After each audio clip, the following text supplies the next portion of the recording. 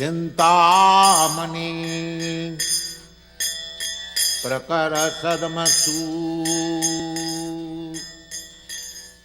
Kalpa Vriksha. The first time I saw Srila Prabhupada was a real eye-opener.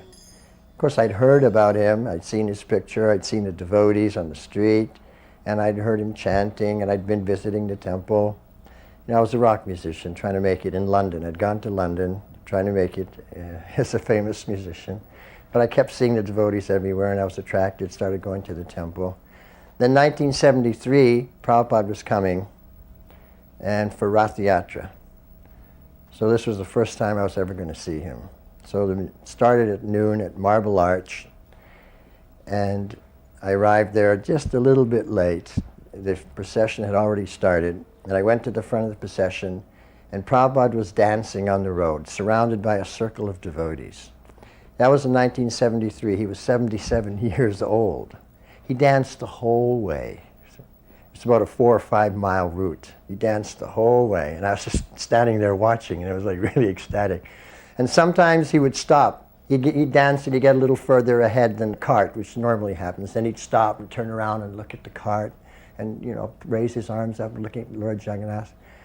And the police, when they see that the parade was stopped, then they get a little anxiety and they say, could you please ask the Swami to, move it on? Oh, yes, officer, but they never did, And so he danced all the way. That was quite awe-inspiring, just to see a 77-year-old man filled with the ecstasy of Krishna Prema dancing the whole way.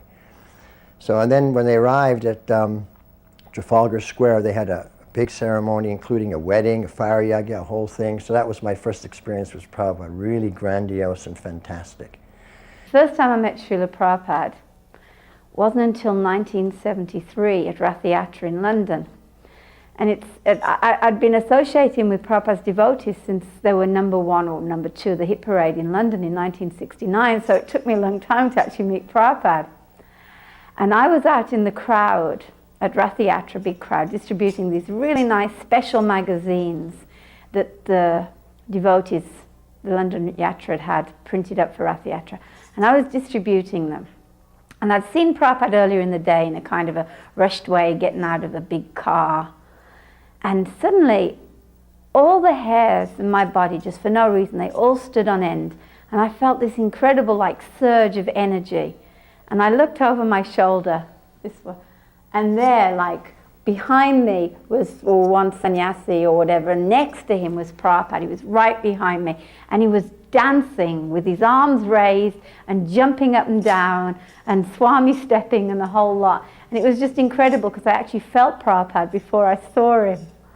And to this day, I can still remember that incredible joy that went through my body at the sight of Prabhupada dancing and chanting. It was amazing. The first time that I saw Prabhupada was a picture of Prabhupada. It was on the back of the Chintamani album. I visited these 2 people who had moved into a little cottage behind the farm I was living in upstate New York, and I went to be neighborly and say hi to them, and they invited me in, gave me some tea, and there was some music playing, and I said, oh, that's nice. They said, oh yeah, it's this guru, and they showed me this guru, Prabhupada, and they showed me his picture on the Chintamani album, and he was smiling, and they said he's really high. I go, yeah, he sounds like he's really, spiritual. And then they turned the album over and they said, and this is God. They said, he's got his own planet. And I thought, yeah, that I like that idea. And so that was the first time I saw Prabhupada's face. And at that point I was interested in what was happening, so I went and bought a Bhagavad Gita. Having come since 1969, you build up an expectation after you're hearing 2 years of lectures and coming every so often and seeing pictures and hearing Prabhupada talk. So when it actually occurred, I thought I would be seeing an amazing human being.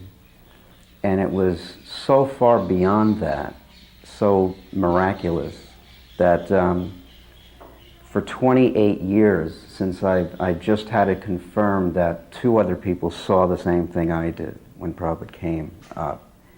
He came up the escalator. This is at Detroit Airport. A lot of kirtan going on. Vyasa-san was set up. Came up the escalator, and one would normally expect Prabhupada to walk off the escalator. Prabhupada didn't walk off the escalator. He kept coming upwards off the escalator, floating above the escalator, and started to float over to the Vyasa-san. While this was happening, there was a brilliant sun-like effulgence coming off of him. And I have never hallucinated before that I can remember. And when I saw that, Prabhupada then gently floated down and settled into the seat. At that time, the next time I raised my head was 20 minutes later, after my head was on the ground crying for 20 minutes. And when I looked up, everyone else was also down. There were a few people. I remember Lakshmi Moni was looking at Prabhupada and tears were coming from her eye. And I thought that this was just my experience, and then just recently, both Indradyumna Maharaj and Sureshwar told me they had seen the same thing. And I've been reflecting on this and what this really means, beside it being a miraculous event. There's been a lot of talk recently about the importance of Vani, that the instructions are the most important thing. But I really think that Vapu is equally as important. And why is because it gives you faith in the Vani. That's why I think these remembrances are important, because for those that did not have the fortune to see Prabhupada, if they can have an understanding that not only was he not just another human being, but he's also not just another pure devotee. He did something that is unique in the history of Vaishnava culture, in the depth of his surrender and where he went around the world. So I think it's very important to have both equally. And if one could not have the fortune to be there, then they can hear about it. Seeing him visually and hearing his voice directly, of course, as I said, I had no doubt. There really weren't any doubts in me. I was very clear that this was a perfect master. Somehow I knew that. And by reading his books in very rudimentary way, following his path. But by seeing him directly, there was a deepening of the conviction that he was, in fact, in harmony with the divine, and that he himself was a true saint. I never thought that he was God or a God. I thought he was a saint. And frankly, I always found that more interesting. Because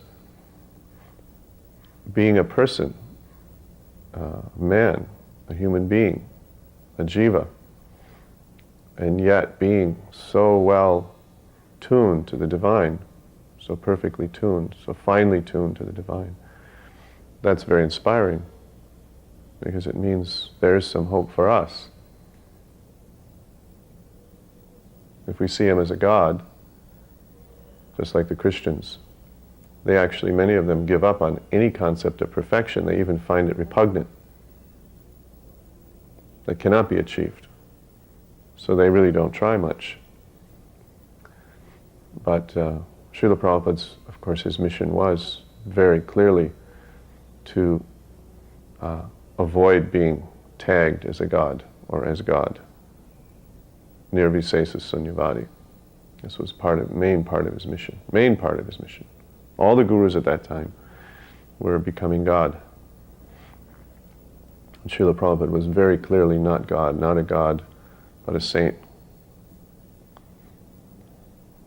And that was a very real thing for me. To accept someone as a god is a sort of mass hypnosis. It's a sort of a mass agreement to be in some type of delusion.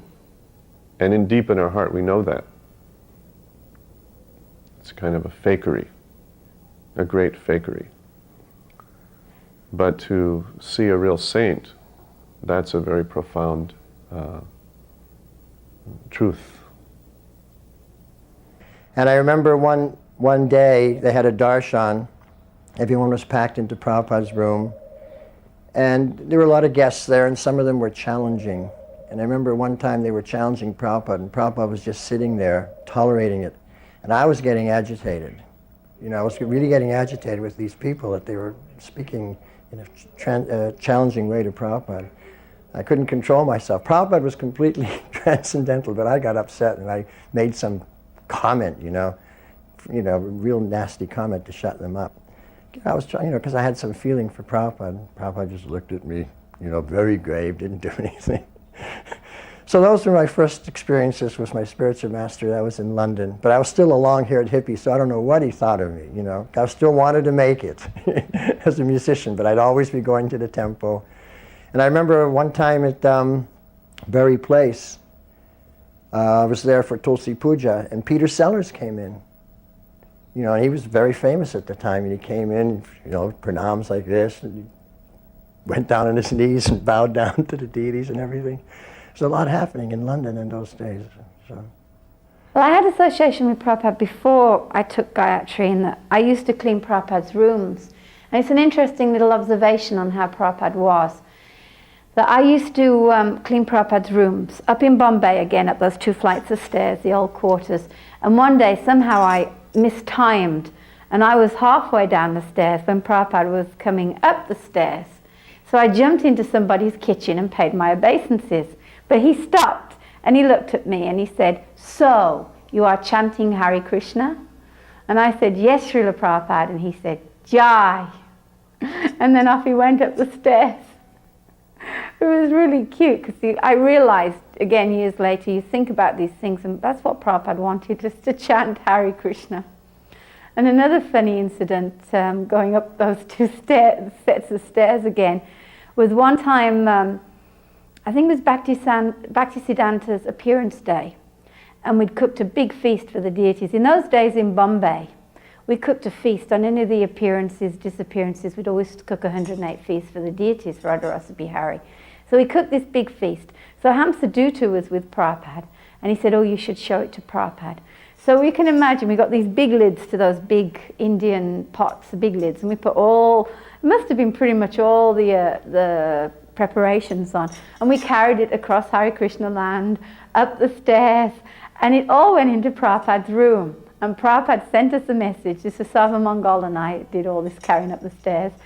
And Prabhupada sent us the message, "This movement is nothing without its feasts." So I had gotten my degree in biology from University of Buffalo, and I always wanted to use that. So I wrote to Srila Prabhupada, it must have been 1972 or 73, and said, "Can I come to India and study under your Ayurvedic doctor?" Prabhupada had an Ayurvedic physician in Calcutta, and I wanted to dovetail in that way. So I didn't get an answer, and because Srila Prabhupada was traveling a lot, but I had collected and I came to India, and I went to Delhi and stayed at that temple, and Prabhupada was there. And I remember the first time I brought this up to Prabhupada, Shrutikirti was massaging Prabhupada on the roof of the Delhi temple. It was a beautiful sunny winter day. And I walked up and I said, "Srila Prabhupada, my name is Satyanarayan Dasa. I wrote you about studying Ayurveda under your..." And he interrupted me and he just went, he said, "Not now." I thought, why don't I just jump off the roof at this point? Because, my first real meeting, I guess, I just felt, besides the initiation, and I felt I had displeased him by my very presence. And so I just, okay, Srila Prabhupada. And I said, but I'd like to talk to you about this later. And the later was about 5 months later in Calcutta. And I was ushered into Srila Prabhupada's room by Satsvarup Maharaj. And he kind of said, okay, you can ask him this if you like. It was kind of, he kind of sensed what the answer would be. And it was an incredible vision. When I walked in, Srila Prabhupada was sitting like this, like he used to do behind his desk. And in a very comfortable way, he was gesturing to the devotees present. And the only problem was there were no devotees there. Srila Prabhupada was, he was having a discussion, and I interrupted the discussion. And I have this understanding, just because of the situation, that he was talking to someone. I don't know who it was. Then Narada Muni was discussing with his Guru Maharaj, but there was a clear discussion going on, and he looked over, and then we had our talk about the Ayurveda. And Prabhupada said, he again interrupted. He said, this is not necessary. He said, whatever medicine that works, use it. He said, Western medicine is very advanced. Western medicine is very advanced. And when he said that, I got the impression that it really didn't matter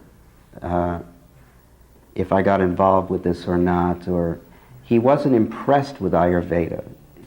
He said, whatever medicine that works, use it. And he lifted up his book and he said, work with my books. I think it was the Krishna book. He said, just work with my books and be a spiritual physician. Be a spiritual doctor. And, it was such a relief, because I really felt that for some reason, I had to make use of this, educational investment I had made. But there was, I've learned that there's, material education, you can get an impression, or you can get analytical abilities which you can apply in Krishna consciousness. You don't have to use that specific knowledge. So, I was so relieved, and soon after I joined the library party, where I went many places all over India, by Srila Prabhupada's grace, to 14 countries outside of India, hundreds and hundreds of universities. And the feeling was wonderful whenever you'd put a set. I had done single books before, but when you put a whole set, Prabhupada said, it's like installing a deity in the university. It will be there for hundreds of years. And the feeling was very wonderful. Srila Prabhupada had a continence that was very powerful. I remember walking once with him in New York, in Brooklyn, from Henry Street to the old press building, which you may remember. You had to cross the freeway, cross this bridge, and you went into a very bad section of warehouses. And even in the mornings in those warehouses, you would find cars that had been stolen the day before, and they were stripped down. So this was the kind of place it was. So one morning we were walking. It was a chilly winter morning, no snow, but chilly. And Srila Prabhupada, of course, had his head slightly tilted up and his cane, and there were 3 or 4 of us. And as he walked past these row houses, in the stoop of the houses, sometimes this is where street people would sleep, winos and people that have homeless people. They would sleep in these stoops because they were slightly in the ground, They went down to the lower flat. And it was perhaps a little warmer or free from the wind, I don't know. So there were three, it came this one morning that there were three men, they looked like winos. They looked quite tattered and torn and from their face and their clothes, quite beaten by the world.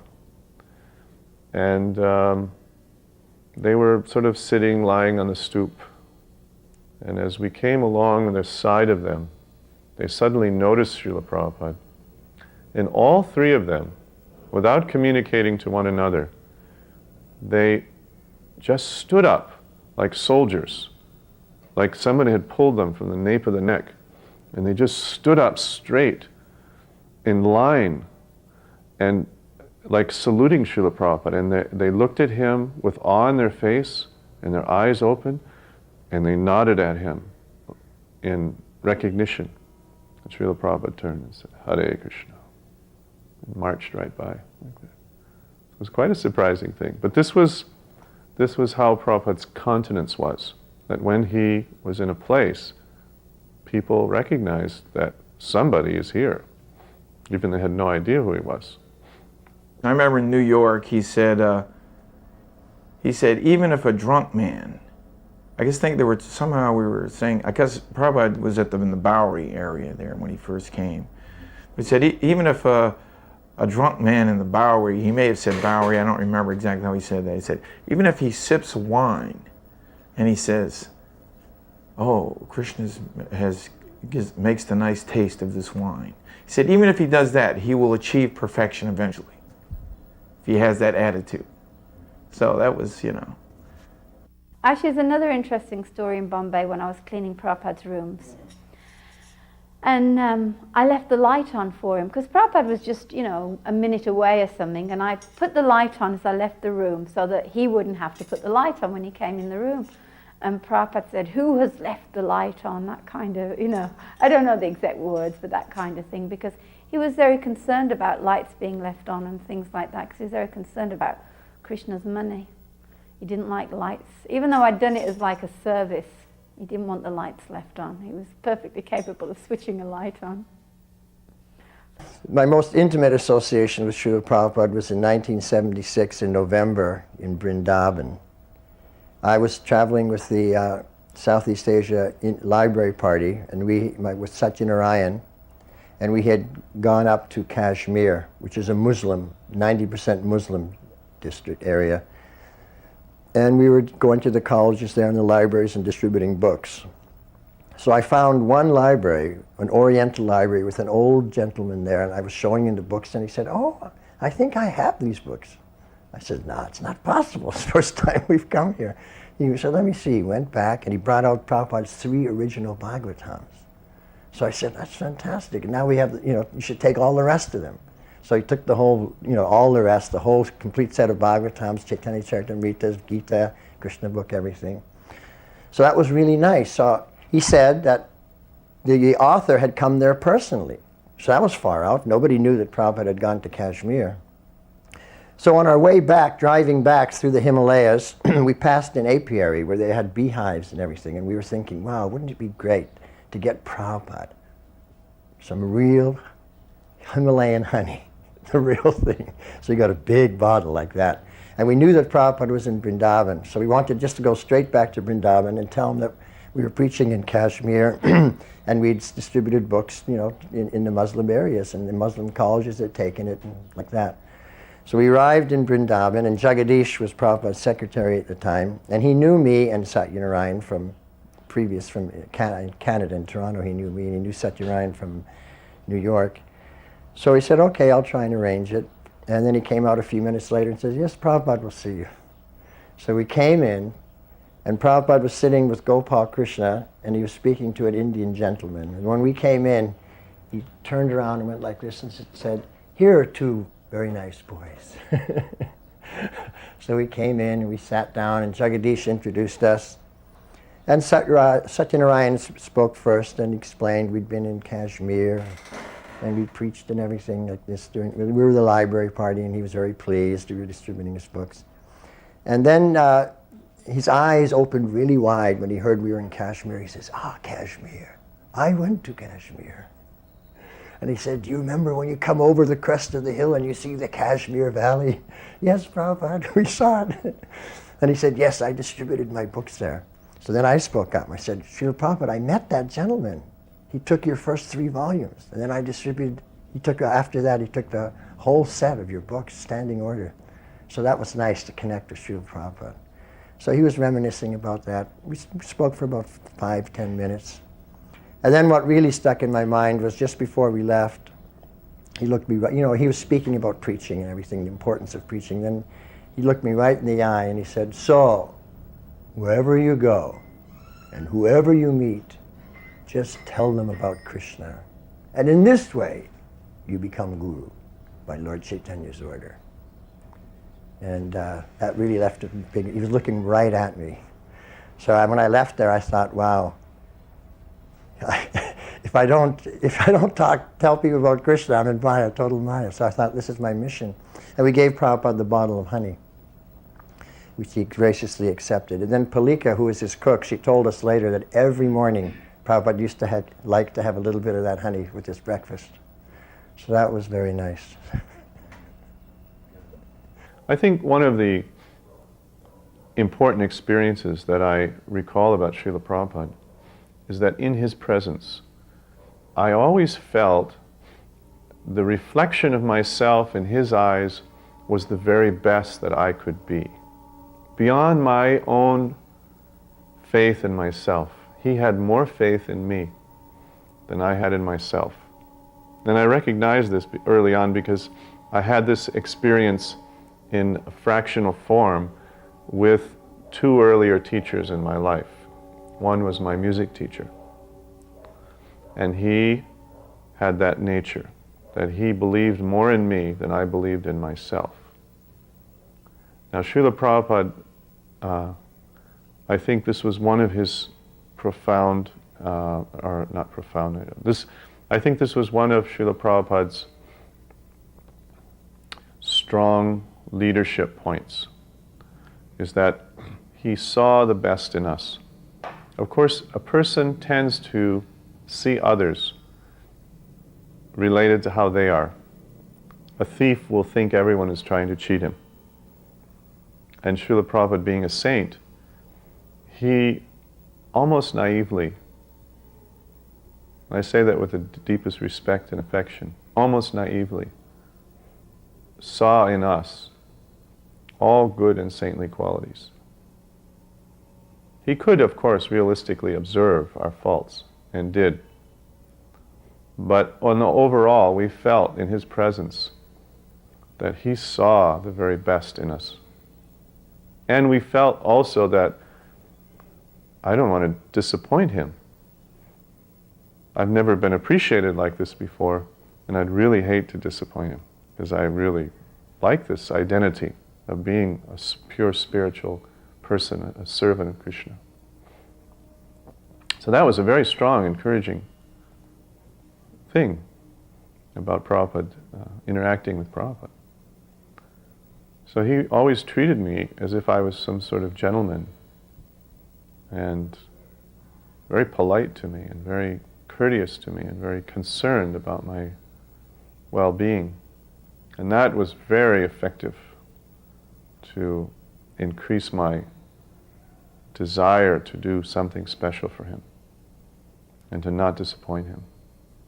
One time in New York, we ran out of white flour for the feast, and I had to make samosas. I had already cooked up all the cauliflower and the peas, and we had the filling was all done. And I go to look, and there's no white flour. So I made it with whole wheat flour, which just quite doesn't work, I can't get it to be flaky, But I made them anyways. So the Maha went up to Prabhupada, and Shruti Kirti was Prabhupada's servant at the time. And so I was waiting anxiously in the kitchen, and there was that little stairway in the back that came right from Prabhupada's quarters into the kitchen. And he came back down with a tray of the Maha, And I said, so, did he say anything?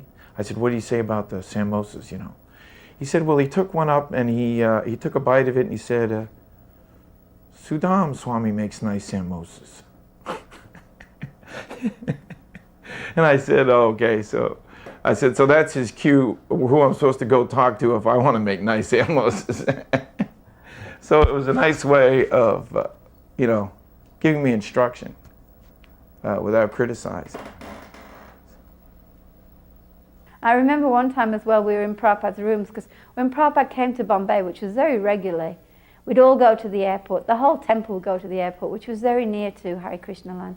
We'd all go and meet him, huge kirtan, all jump in taxis and come back and go up to Prabhupada's room. And one time I was holding Radhakund and Jashamati Nandan's eldest daughter. She was just a baby. And Prabhupada, he knew who was who, because he said to me, where's the mother? He wanted to know where the mother was, and I said, it was cooking up. He took an interest, a personal interest in each devotee. Once in Calcutta, I had a little tiff with my wife, and we had the occasion, Srila Prabhupada somehow became aware of it. Not that it was known in the temple, but I think he could see on my face that day that I was a little disturbed, so he probed. And I mentioned this, that we had had a little debate, a little argument. And Srila Prabhupada then was inspired to sort of speak about his family life. And he said to me, my wife was very tolerant. He said that was her great qualification. He said, and to this day, I still regret how much harsh I was. He said, but what can I do? I have a very haughty temper. And he said it with the greatest sincerity and humility. So here's a person feeling regret. Those were his words, quote unquote. A little remorse. Not only the powerful orator, the knower of the supreme truth, the mystery of the Bhagavad, but a person as well who felt sad if he had hurt others, or felt a good laugh when he heard a good joke, or he was a person in every respect, and the most sublime and developed person. I think there was someone at the Bhagavad Dharma lectures that asked the question, it was a guest, and Prabhupada was talking about, he might have mentioned dogs, hogs, camels, and asses at one point, and I think the person said, what's wrong with being a dog? What's wrong with that? And his mood was so challenging, and Prabhupada said, I bless you. It's like, and I think everyone was kind of shocked. But Prabhupada said, if that's what you want. It was like,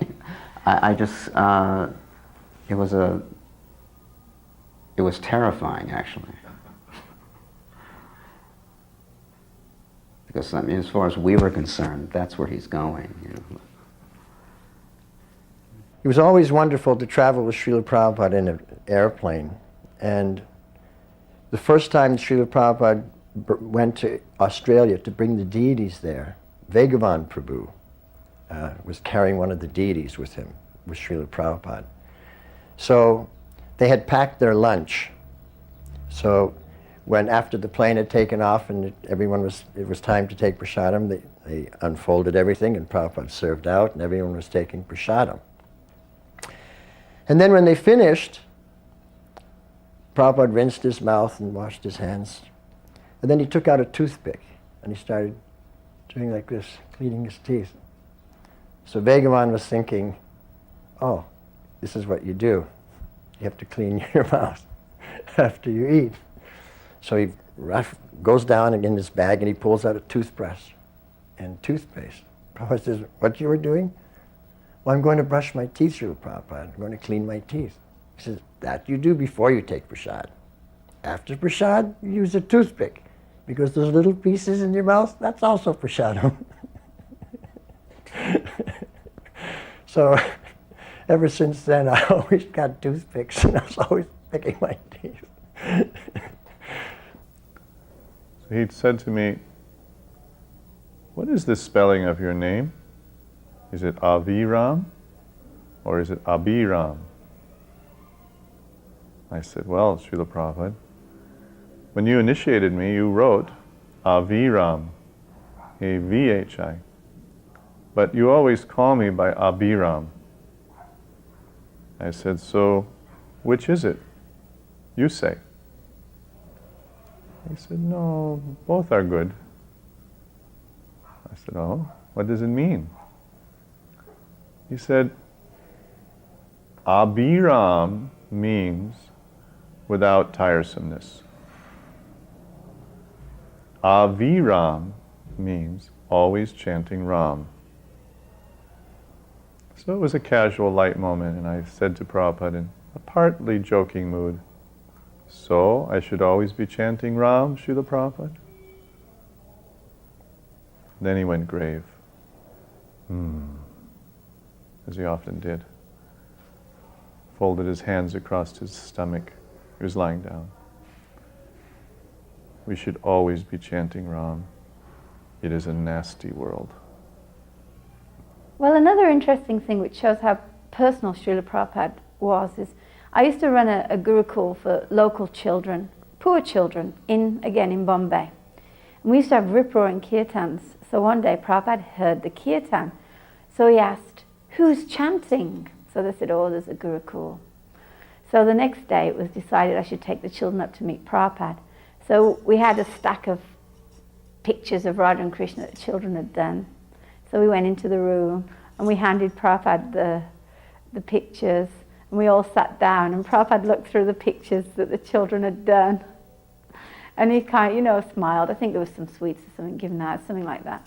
And then, he kind of went, we could go now. But it was so personal that Prabhupada, these little beggar kids, practically speaking, Prabhupada took the time to have them in his room, look at their pictures. It just showed what a magnanimous person Prabhupada is. He said to me, "Everything is so nice in the Western countries." He said, "If they would simply stop eating the cow." He said, "Isn't there any other kind of meat they can eat besides the cow?"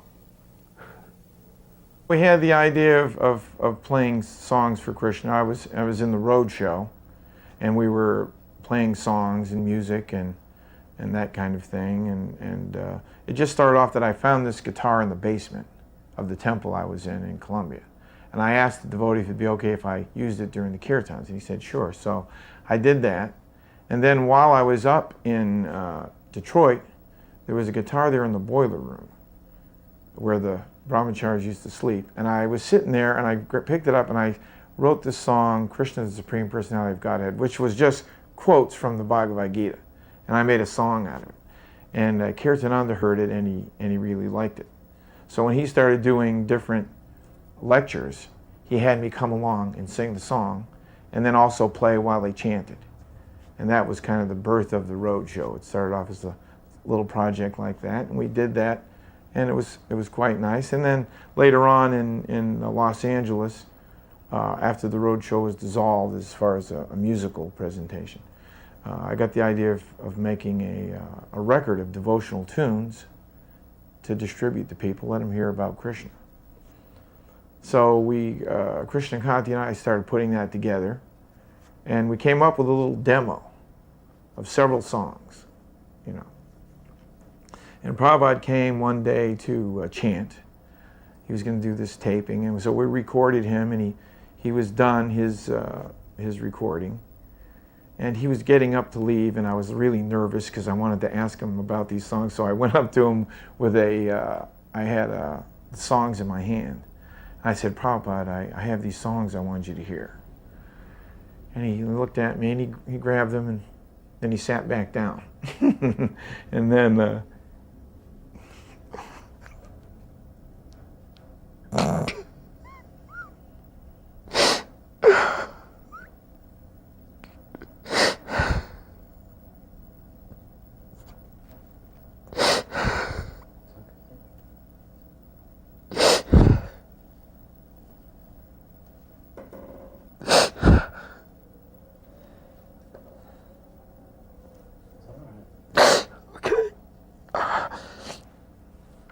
I hope you can edit this stuff out.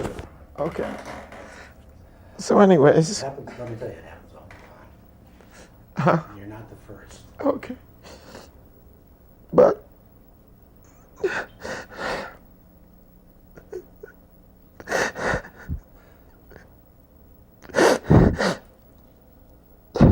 I think I'm just,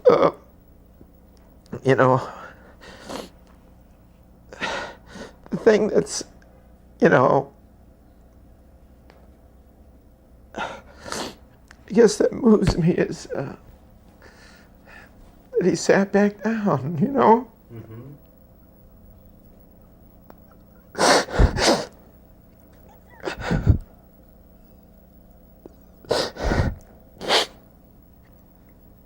I mean, the fact that he sat back down to listen to what I had to say. That was like,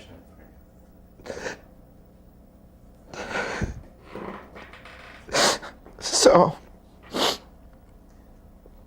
I gotta get past that. But yeah, so anyways, at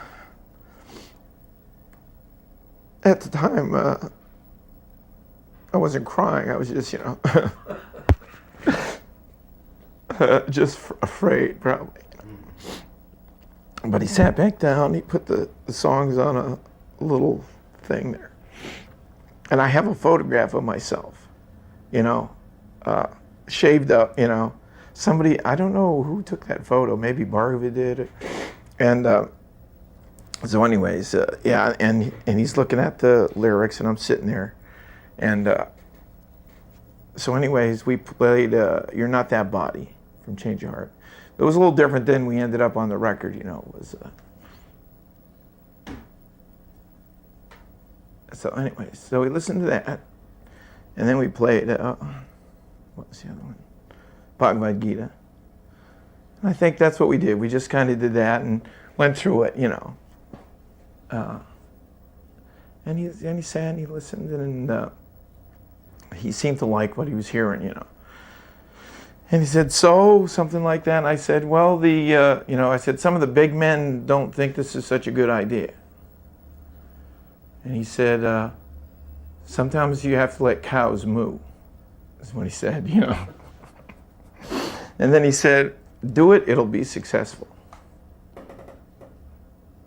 And that's the end of the story. It's just, he gave it a blessing. And so. One time, this is something else, one time he was resting in London, lying on his bed, and I was sitting quietly attending him. Midday, I was chanting silently on my japa beads. This was a normal thing, to watch him, see if he needed anything. And although he appeared to be resting, he just suddenly spoke. With his eyes remaining closed, he said, "The drum should not be louder than the voice."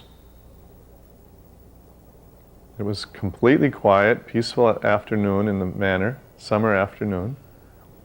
I didn't know what he was talking about. All the devotees were out on Sankirtan because they were eager to please him, so they were really a big push for Sankirtan. Temple was empty. I listened very carefully, and I heard through the floorboards underneath Prabhupada, the temple room, I could hear arti going on. I ran downstairs. There was one brahmachari on Madanga, one brahmachari on kartals, and one pujari. And they were doing their arti, singing. And Prabhupada just gave that instruction from his nap. The drum should not be louder than the voice. I went preaching with Prabhupada once to Ahmedabad. Yeah, we took little Radha Rasa Bihari, little ones, the deities. We took them with us. That was Radha Krishna. So I don't know whether that's known, but with Prabhupada, we took the Radha Krishna deities to Ahmedabad. He met us in Ahmedabad. He'd come from Mayapur, Vrindavan. He came from Vrindavan, and the Bombay devotees met him in Ahmedabad. And a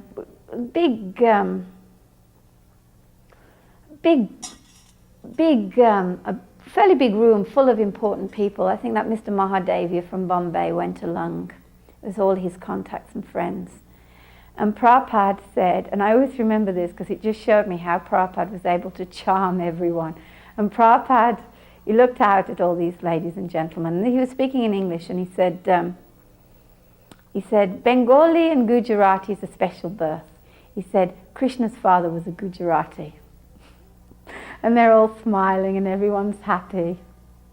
And another interesting thing, at that point, Prabhupada told Jashamati Nandan to give the class. I mean, A, because he was the Gujarati and he spoke Gujarati, but they were a businessman, they all spoke English. But I think in one way it was interesting to show how Prabhupada was ready to delegate to his devotees. He wanted his devotees to take responsibility for this movement. It's not that he was going to sit there and do everything. He wanted us all to push this movement on together. And I think that showed that the way he delegated, oh, Jashamati Nandan, now you give a lecture. I thought that really showed Prabhupada how he worked. I was at the Bhagavad Dharma lectures that Prabhupada gave on the in New Vrindavan, Janmashtami 72. And there was a kirtan that almost rivaled my first sight of Prabhupada. Bhardaraj was chanting, and the kirtan seemed to move up over the stage, kind of floated up over the stage, and then Vishnu Jan took it over. He developed it very, very beautifully, and during this time, Srila Prabhupada had closed his eyes and he was playing cartels, and he was doing it with greater and greater force. And the kirtan went on, and Prabhupada started rocking back and forth and really smashing them with force. And at one moment, at a crescendo of Vishnujan's chanting, Prabhupada interrupted him. He completely just interrupted him, just like he wasn't even there, and he started taking over. It seemed like he had to take over the kirtan. And everyone went, all I can remember is about 400 arms outstretched to Prabhupada. We all crushed into the stage, and the tears were flowing. It's like the sky opened up, love of Godhead came down, and Prabhupada was crying. And then everyone, it increased that, exponentially. And I think everyone was just, everyone cried until they were just whimpering. And it was the most amazing kirtan I've ever experienced. And this was, Prabhupada he was like delivering love of Godhead to us. It came through him and he poured it on us. There were a few conversations going on at that time that sort of all converged and expressed this thinking in Prabhupada about Gita Nagari. In one conversation, it happened downstairs in his house in Vrindavan. He was talking about his impending death. And he said, I have no lamentation in the context of his impending demise, so to speak. I have no lamentation. These are words he would use, death, demise, I'm just paraphrasing him. And naturally he had no lamentation, sojati, nakanchati. But then he paused after saying, I have no lamentation about my impending death. He said, no, I have a lamentation.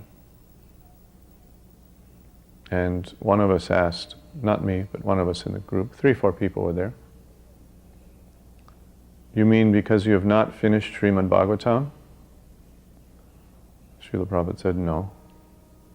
That I have not established Varnashram.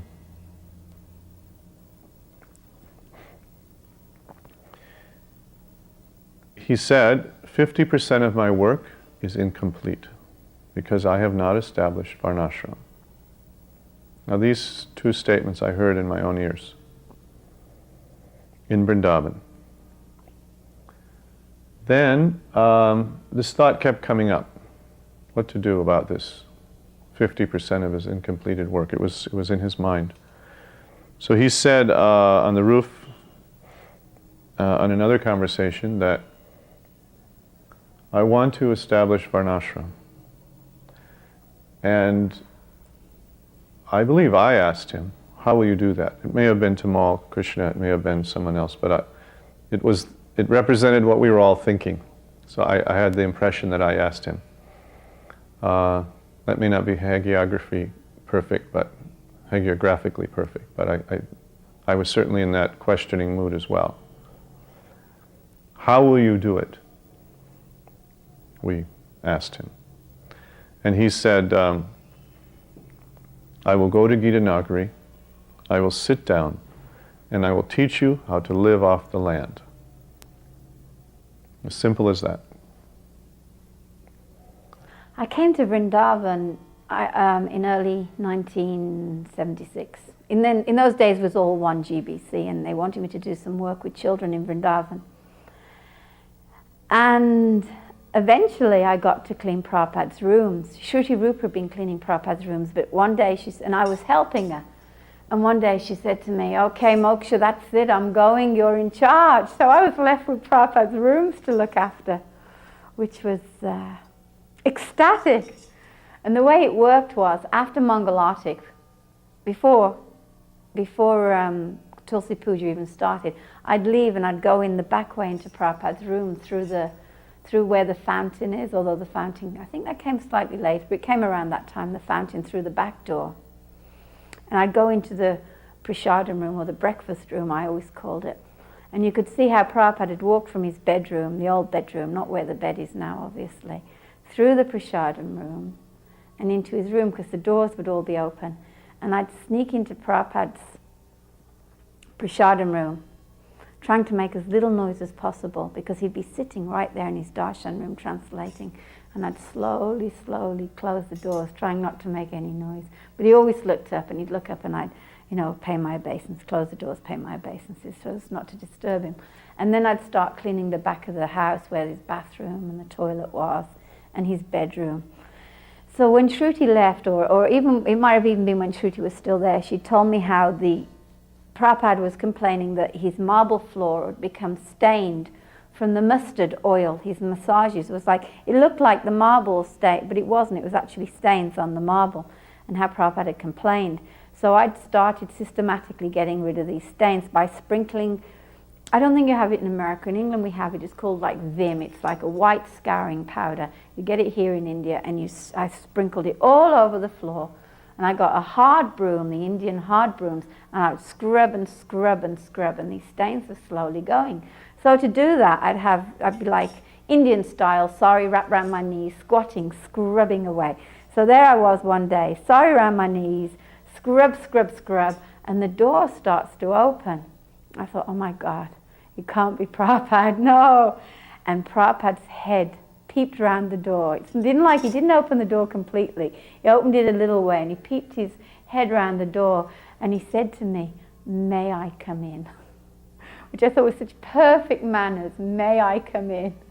Not like, get the hell out of here, you're in my bathroom, but may I come in?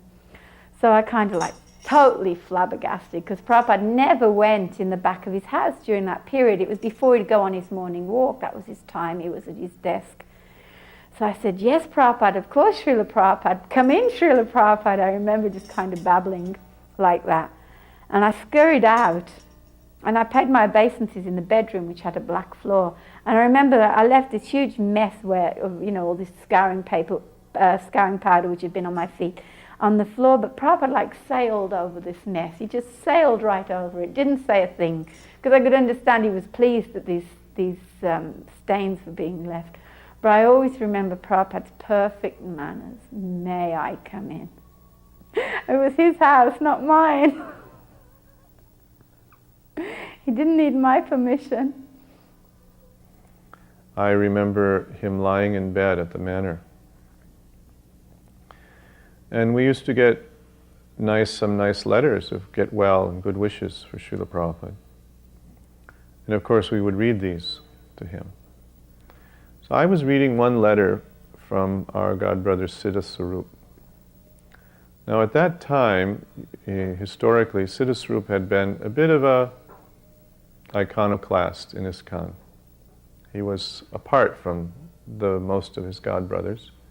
He had his own unique style and perspective on things. And in that exact time, he had really left again. He had come in and then left again and gone back to his own establishment in Hawaii. But of course, he was a devotee of Prabhupada still. So he had written a get well card to Prabhupada, and I was reading it.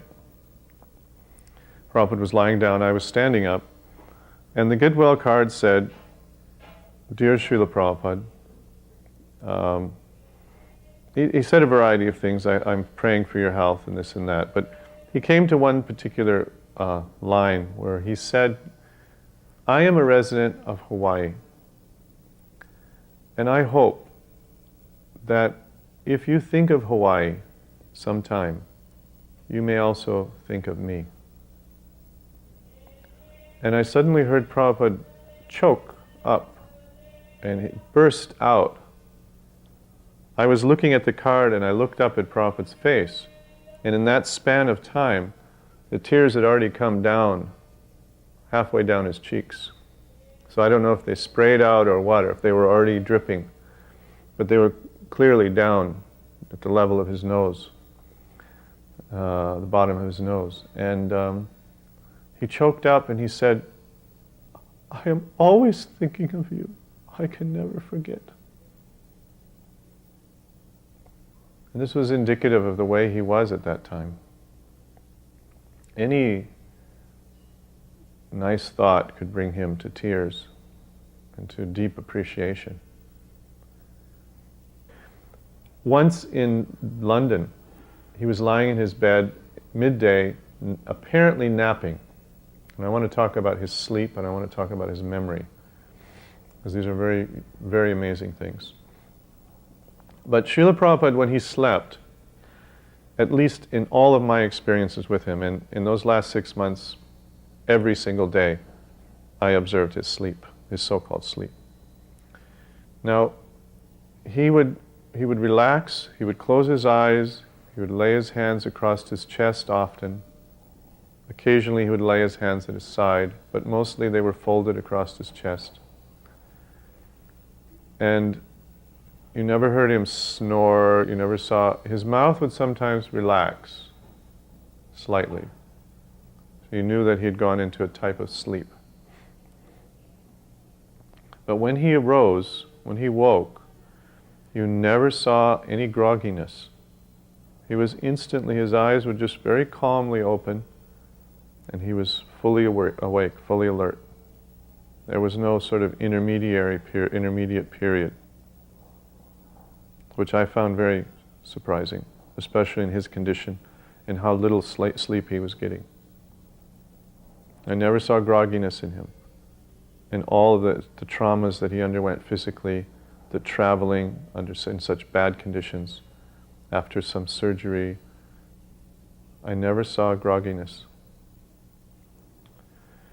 Another characteristic about Prabhupada that was very surprising to me was that sometimes he would have a conversation with me, usually a casual conversation about something, and he would stop midway in the conversation. It just wouldn't progress to a conclusion. And he would go quiet. After a while, a new subject, or nothing. A week later, 2 weeks later, I would be with him, and suddenly he would start talking in the middle of a sentence. And at first, my mind thought, well, maybe he's just rattling on. He's become old, But in my heart, I knew that that's not Prabhupada. He wouldn't do that. So I would search my memory. What is he talking about? And I would always remember then that actually this was the conversation we had had 1 week, 2 weeks before. Exactly where it stopped, he again began talking, expecting me that I would remember. For him, there was obviously no space of time in there. And he hadn't forgotten.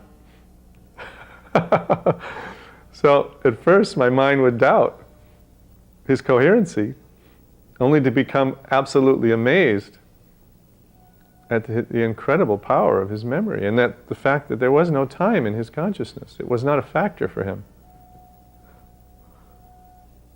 At least it wasn't a limiting factor for him. I would then spend maybe 5-6 hours in a day massaging Prabhupada different times. Always somebody was touching him, on the feet, on the hands, holding his hand, rubbing his arm, rubbing his leg. He did have pain in his legs. One night, Srila Prabhupada did not let everybody, sort of move him and change him. He was comfortable with certain people that handled him in a very matter-of-fact, proper way. Some devotees were very nervous in touching him, and he felt very self-conscious, and he didn't like that. So there were a lot of devotees now around in Vrindavan, so now I was able to actually get some sleep. I could go in the next room and lie down, and I knew that they were at least 6 or 8 people fully awake watching, and they would call me if anything was needed. So one night, I was lying under the fan, it was hot, in Prabhupada's prasadam room there in Vrindavan. I was sleeping, and some devotee came in and roused me and said, Srila Prabhupada's calling for you. So I came in the room, and apparently some sound had been disturbing Prabhupada's sleep. He couldn't sleep. And he had asked the devotees what it was, but they couldn't recognize it. They couldn't hear anything.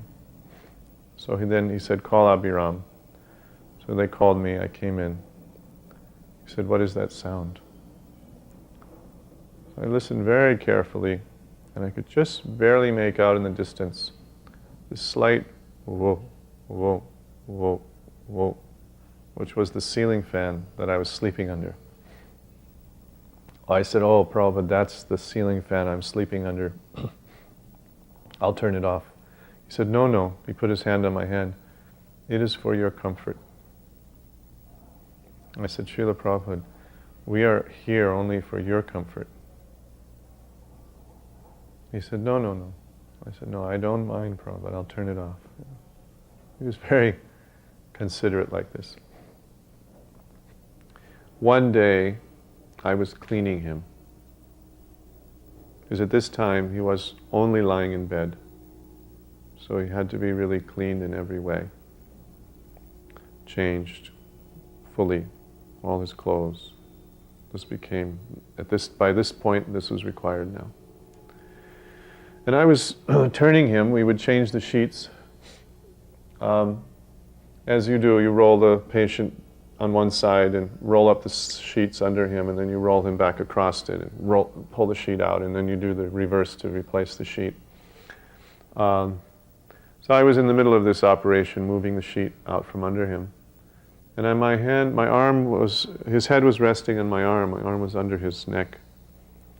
And he was looking at my face, although I didn't realize it because I was busy cleaning him and changing him around. And he said to me, it is a nasty business. No, sorry. He said, it is nasty. Questioning. And I looked at his face, and I realized he was talking about me cleaning him. And I said, no, Srila Prabhupada, it's not nasty. He said, you don't mind? I said, no, Srila Prabhupada, I don't mind. I said, if you don't let me serve you, then I will serve Maya. He thought for a moment. He said, that is true.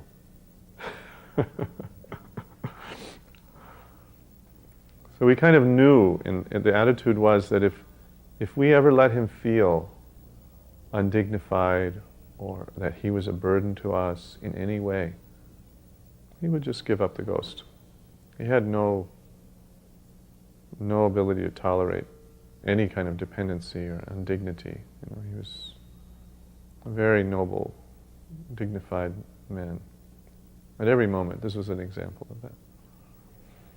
If there was an issue that really concerned him, Srila Prabhupada was not a turn-the-other-cheek man.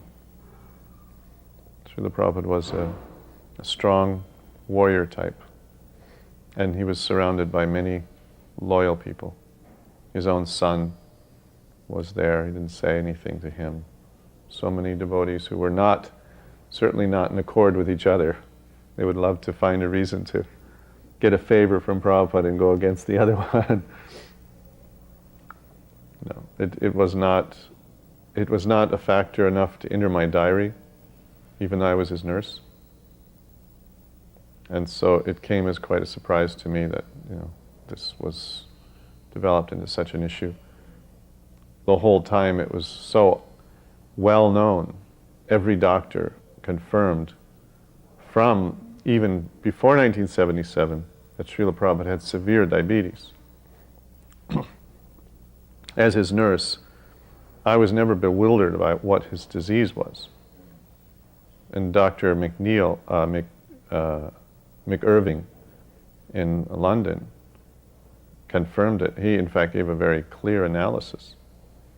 He said that Srila Prabhupada has had his whole life, obviously, some small urinary tract. The addition of diabetes and swelling from diabetes, this is what Dr. McIrving analyzed, caused further constriction of the urinary tract. So that when Prabhupada passed water, there was a back pressure on his kidneys. He had to push to pass water. That back pressure over the years caused renal damage, kidney damage. The kidney damage meant an increase in uric acid in the body.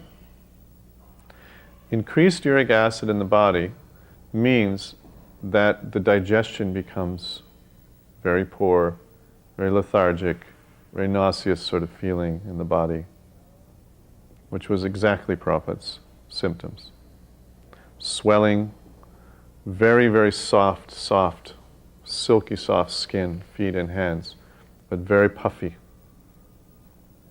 I mean, almost, distorted looking, very puffy. You could just squish them like a balloon. Very itchy back. These are all symptoms of diabetes, classic symptoms of diabetes. And Prabhupada's consistent refusal to do anything to take care of it. He wouldn't even avoid sweets. Very stubborn on these things. So it was very obvious what was happening. He was suffering from the complications of acute diabetes and the uric acid poisoning from the kidney damage. Then after that comes, when you're not eating, malnutrition. Then the body starts consuming itself and there's a complete collapse, which is, just exact verbatim what happened to Srila Prabhupada. It was very obvious. Certainly there's a mystical level to all of it, as there is to everything in this world, and certainly to a divine person like Prabhupada. But there are also the external, practical realities. I remember one time, I think it was Brahmananda. Brahmananda said to Srila Prabhupada in Vrindavan in these months that I was describing, his ill months. He said, Srila Prabhupada, you are a Vaishnava. And as such, you have all the powers of the demigods. And Prabhupada kind of started looking at him curiously, what is this going? Where is this going?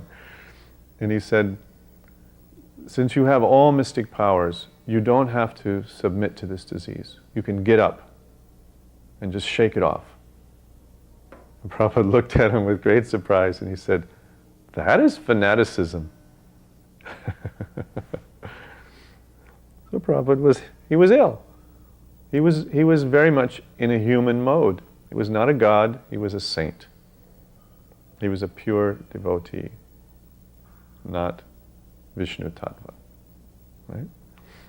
And this was the Leela that Krishna had arranged for him. This was the circumstances that Krishna had put him in, and put us in, for all our benefits, out of his mercy. So I think that's a simple summary of my observation as Prabhupada's nurse. Gargamuni told Srila Prabhupada that two of his men were distributing books. He did the library party to all the universities in Indonesia, a Muslim country. And there were other devotees in Muslim countries at that time also. Padmapani and Tribhuvanath were in the Middle East, like that. So then Prabhupada was so pleased that devotees were going to preach in the Muslim countries, and he told Gargamuni, and Gargamuni told us, Prabhupada said, whoever preaches in the Muslim countries, I take the dust from their feet, put it on my head. So when he told us that, we were in ecstasy. So that was really wonderful. And it was actually, after we did, in Indonesia, we were first on the island of Java, and then from there we went to Bali. We did the libraries in Bali. And it was in Bali that I found out that Prabhupada had left the planet. That morning, because everywhere we went to, we'd divide up the colleges. So Satyanarayan went off to his college, and I was ready to go off to my college. But I just thought I'd call into Jakarta. There was one lady there, Arvindakshi Devi. She was acting as our secretary. And so I called in just to find out how things were going. The books were being sent out and this and that, Then she said, have you heard the news? I said, no. What? You didn't know? I didn't know. She said, Prabhupada left the planet. I was shocked. I didn't know. She said, I just heard from the devotees in Singapore. So I hung up the phone. I didn't know what to do. But I thought Prabhupada would want me to go and preach in his college. So I drove up there. It was on the other end of Bali. You have to go all the way through to the other side. It's a small island. So I got there. This was amazing. I arrived in the college, met the librarian, and got the 2 standing orders. And then as I came out, I met, what was his name? He was the Minister of Culture in Jakarta, who we'd met about a month earlier trying to distribute the books to the library in the cultural ministry. I forget his name now. Anyway, he'll come back. So I met him at the college, just walking down the hall, and he said to me, have you heard about your Guru Maharaj? And I said, yes, I did. Thank you. And I was amazed. Even in Bali, in this little village, in this small town, and everybody knew Prabhupada had left the planet. I was amazed. So I drove down to meet Satyanarayan, the other side of the island, and he hadn't heard. So I had to break the news to him. And we were in our room, and I told him, and immediately he broke down and just sobbed uncontrollably, crying and crying. And, I had this realization that I'm so stone-hearted. I hadn't broken down and sobbed. I was sad, and tears came to my eyes. But I just saw that Satyanarayan had so much love for Prabhupada. He was crying and sobbing. I just really respected him, and I felt if only I could have such a relationship. If only I could have felt that. So that was my experience of Prabhupada leaving the planet. So I had sent a telegram to Srila Prabhupada because at that time, a lot of the library men would try to somehow communicate with Prabhupada. We knew he was ill. And of course it was all done in that military way. Prabhupada's letters are Camp London, Camp Baroda. So I remember sending one telegram, Camp Surabaya, Indonesia. We've just penetrated the interior, and 20 universities have taken, 20 Muslim universities have taken, and that is a Muslim country. And I don't know, it must have crossed in the telegram, Western Union must have crossed because, I guess when he got it, they said they read it, they would read him the telegrams. But then I traveled on for a day or two more, and Srila Prabhupada had already passed away, because when I got to Bali, he had passed away 3 days earlier. But I still felt the exact, precise feeling from doing the universities, that rush of ecstasy that Srila Prabhupada gave, when you would put this set of books in the library. And so it's just an illustration that whether we think Prabhupada is here or not, he's here. You know, when we engage in devotional service and kind of do what he wants us to do, we are rewarded with a type of spiritual recognition of what we're doing. And of course, when I got to Bali, then I had my reaction. But Prabhupada is definitely still here with us. I remember Bhagaji and I used to reminisce after the departure of Prabhupada. I spent a lot of time in Vrindavan with Bhagaji. After that, we were kind of consoling each other with memories. And to try to sum up Prabhupada was so difficult. Bhagaji tried it one day. He got excited. We were talking about Prabhupada. And I could see he was trying to he was reaching a crescendo, and he was trying to sum him up. And he just started sort of shaking a little bit, and he said, Prabhupada was Prabhupada. That's all he could say.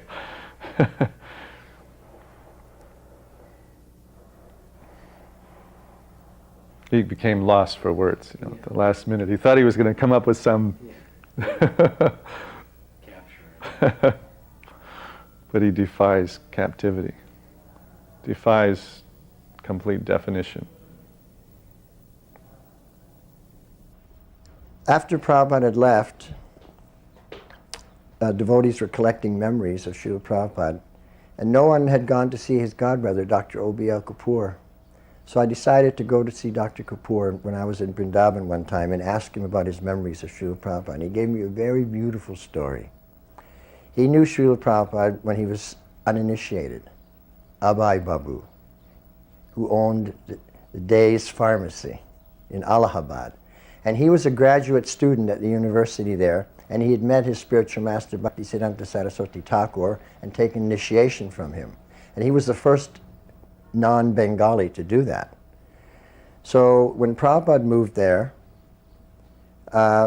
one day in the pharmacy, a sannyasi walked in, isn't it, Tirtha Maharaj, and he said, "Oh, we have heard your name," because Prabhupada had met him in Calcutta, and he'd been studying the books, and he was already a devotee, but not initiated. "And we've heard your name. We want to establish a mutt here. Will you help us?" So Prabhupada was very thrilled to help. So gradually the mutt was started, and Prabhupada used to come and play, chant and play mridanga and chant bhajans and everything, and everyone really liked him, and he enjoyed being in their association.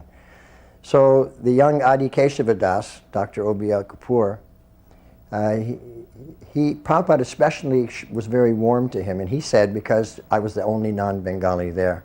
So the acquaintance turned into friendship, and friendship turned into brotherhood.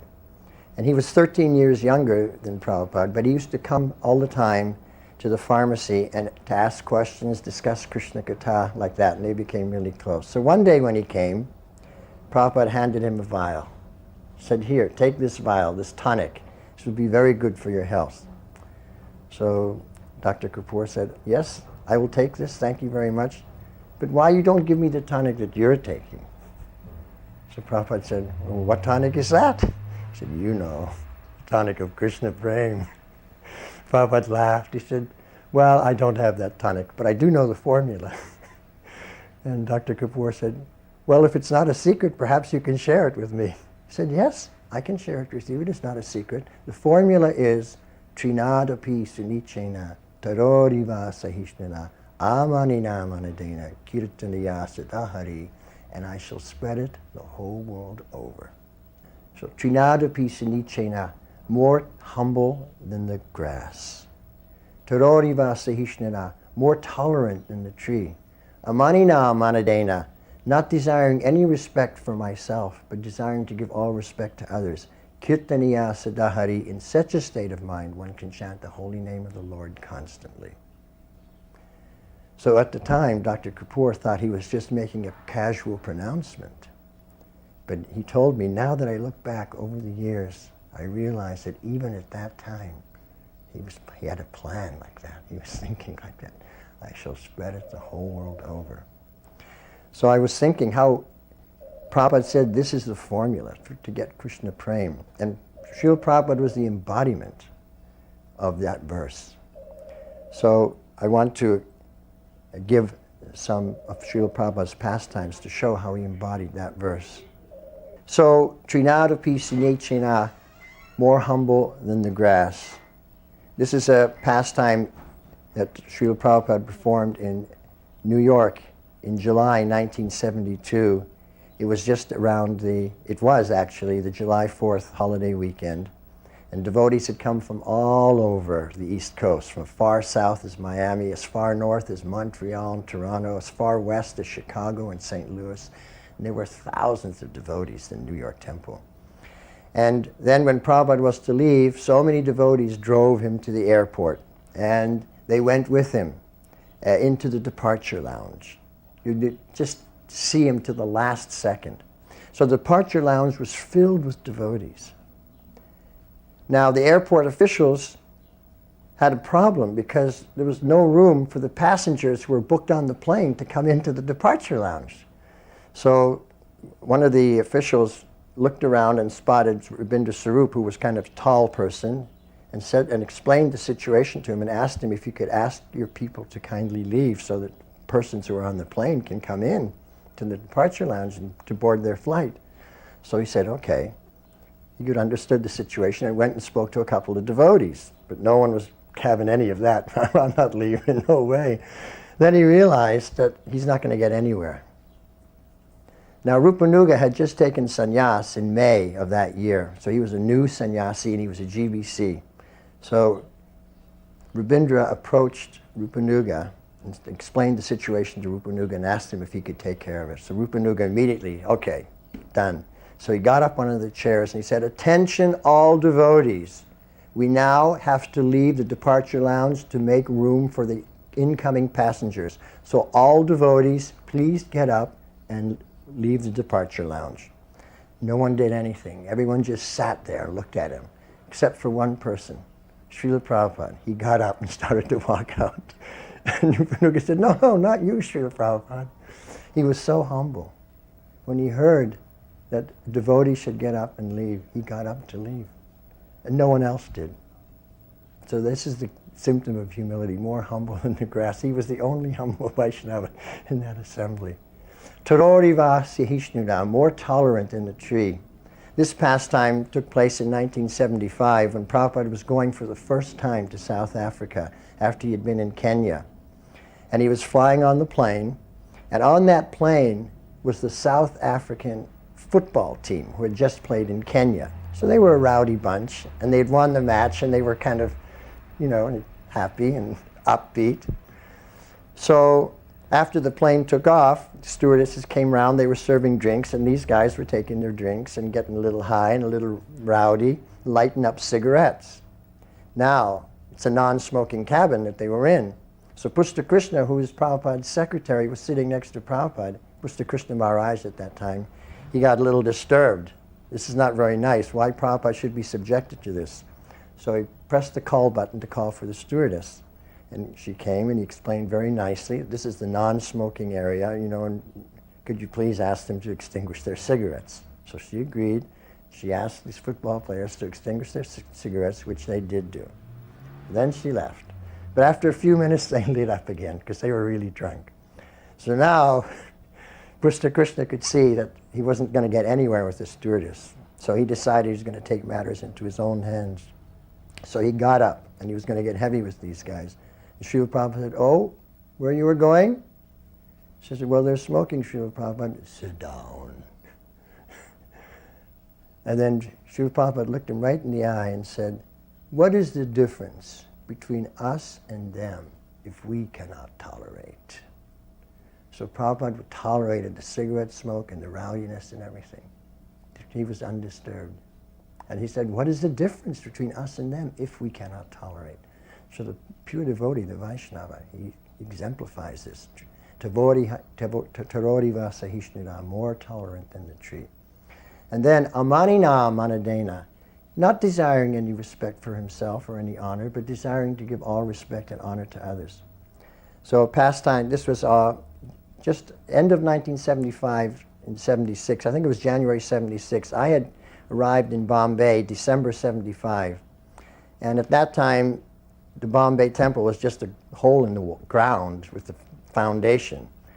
And Prabhupada's rooms at that time was at the back of the property, which are now the BBT building. So Prabhupada had come early January 76, I believe, sometime in January. And he wanted to really get this project moving. So the next morning after breakfast prasadam, he had a big meeting in his rooms with all the people who were involved in doing this project, and the sannyasi, the GBC temple president, all the people, everybody. So they're in the room having this big important meeting. Then up the stairs comes the cleaning lady, a Bungi lady from the Bungi colony, not far from the temple. And she has her little balti, the wooden bucket, and her daru, the straw broom, because she comes up every day and cleans the rooms. So she comes up to the top of the landing, and the door is slightly ajar. So she looks through and she sees Prabhupada there speaking, and all, all the devotees and the architects and the contractors and everything. So she can't go in, but she can't not do her service. She can't go down and forget about it, because that 1 rupee feeds her children. She needs it, so she doesn't know what to do. So she's just standing there. Meanwhile, Prabhupada's speaking, and as he turns his head to the right, he sees through the door that's ajar, he sees the cleaning lady standing there. So immediately he stops the discussion. He says, now we have to stop. The cleaning lady has come. When it's her time to clean, then she's the authority here. Everyone has their area of authority. And when it's her time to clean, she's the authority. So we have to get up and leave. So they got up and leave. So the Jagat Guru recognized the authority of that cleaning lady. Amanina amanadena, giving all respect to others and not desiring any for himself. In this way, Kirtaniya Sadahari, one is able to chant the holy name of the Lord constantly, which we always saw. Srila Prabhupada always chanting the holy name of the Lord constantly. So here we see that Prabhupada was the embodiment, the personification of that verse, which he said many years back, he had explained to his godbrother that this was the formula to get Krishna praying. And he would spread it the whole world over, and he was the embodiment of that. Krishna Kirtana Ganana Tanapano Premamritam Manidhi Dhira Dhira Jana Priyau Priyakarau